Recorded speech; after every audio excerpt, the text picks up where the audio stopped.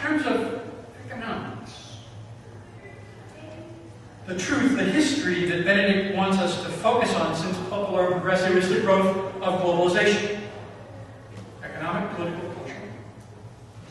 And in spite of his critiques, Benedict sees globalization as a great opportunity because it recognizes our worldwide interdependence by which humanity is being increasingly interconnected rather than being the product of anonymous, impersonal forces. This fraternity can, for example, make migration a source of wealth and cultural exchange instead of a problem. We can move towards steady employment for all, building up networks of social capital, which are indispensable for the functioning of the international market. The focus on international aid can be consolidating systems to improve the potential of marginalized economies. We can have redistribution of wealth, not redistribution of poverty. In short, we can have a civilizing of the economy. And for Benedict, in the tradition he inherits, the causes of underdevelopment, as we've said before, are not primarily of the material order. They are rather in the lack of solidarity, which includes, for those of us in the university, includes deep reflection by wise people in a search for new humanism, he says. Now, this is not a surprise to many development economists who are themselves focusing on more holistic approaches to development. This includes integrating study of economics with the role of political and social institutions in economic development, study of the history of conflict and conflict in development issues, using the tools of behavioral economics, which recognizes and tries to integrate previously thought irrational human decision-making, and these things which would have originally or previously have been considered in the realm of psychology. But the best example of what Benedict thinks could happen, or does happen, when we let ourselves live, love in truth in this civilized economy, is that of business activities that, I quote, comprise a new composite reality, an intermediate area between profit-based companies and non-profit organizations. Businesses that do not exclude profit, but instead consider it as a means for achieving human and social ends. And he roots that idea not only in his description, theoretical description of love, but in concrete experience. There exists something called the economies of communion, which is an actual functioning network of for-profit companies who utilize their profit primarily for three things: solidarity for those in need, reinvestment in the corporation, and values education. These economies are mostly linked to a Catholic lay movement of spirituality and service called Veritate. The network now includes 750 businesses in 65 countries and is growing. And many of those involved in those companies, in those corporations, whose goal is not simply profit for their shareholders or even for their stakeholders, but profit that then can be used for solidarity. Many of those do not find a contradiction in that.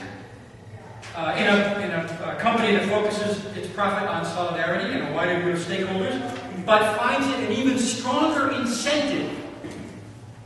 You know, for those of you who've taken Economics 101, you know that the key deal about the profit incentive is supposed to be incentive. And so these folks are telling us that their incentive is even stronger when they can see their corporation not simply as something that is returned to stockholders or to themselves, but to solidarity. And that, I think, is probably the most practical, clearest way of spinning out this, the economic implications of Benedict's model.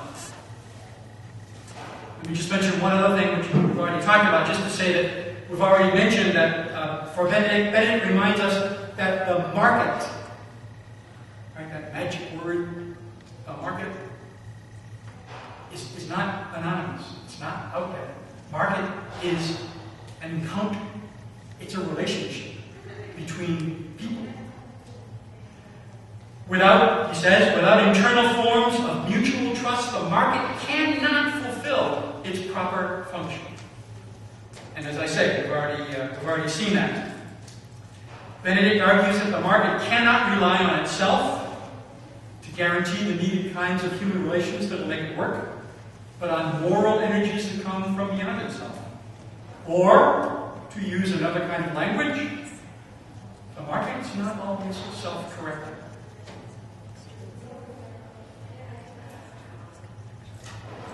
Turning out of the political realm, again, we're looking at examples that Benedict gives of hope in seeing the world from this perspective of love-driven, if you will.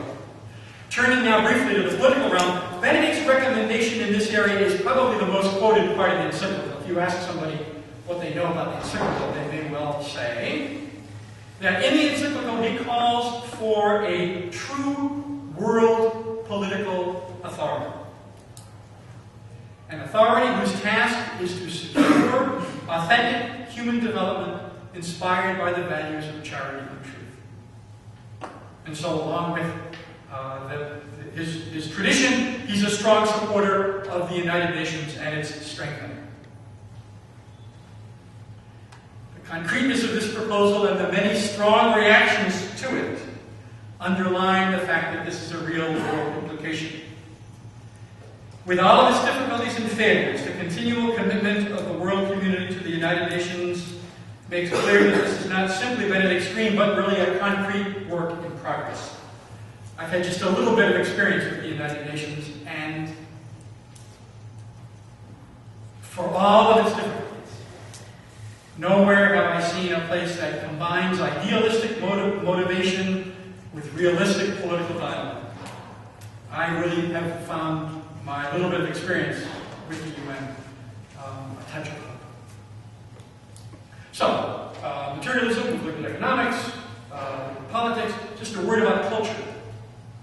Benedict sees, in his view, that cooperation for development offers a wonderful opportunity for encounter between cultures and peoples.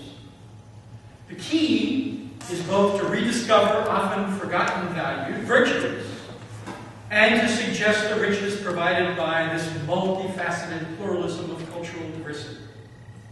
The heart of Benedict's description of the structures of human society is, once again, relationship. Given the recent painful history among a number of our world cultures and the much debated clash of civilizations, the effects of relationship that are not based on authentically positive human regard is clear. But more importantly, the fact that solutions to so many conflicts, South Africa, Northern Ireland come to mind, have been founded not so much or not only on military victory, but in hard-won changes in intercultural understanding and agreement. Suggests to me that this view, relationship, dialogue, based in love, is indeed humanity's final hope. So to sum up this section, Benedict builds on the Catholic social tradition and adds two particular emphases for those of you who are taking notes. First, love is the driving force in human life. Integral human development is the living out of that love in reality and truth. Love is the living out of that interdependence that makes the common good of all the good of each one. It shows that solidarity among us is actually the surest road to freedom, and moves us to look at the least and well off in our society as a focus for our energy. So that's the first. The second contribution of Benedict to Catholic social teaching, it seems to me, is that it points out that it is in the lack of this sense of interdependence and connection and over-reliance on our own self-sufficiency that has led us to treat each other so badly.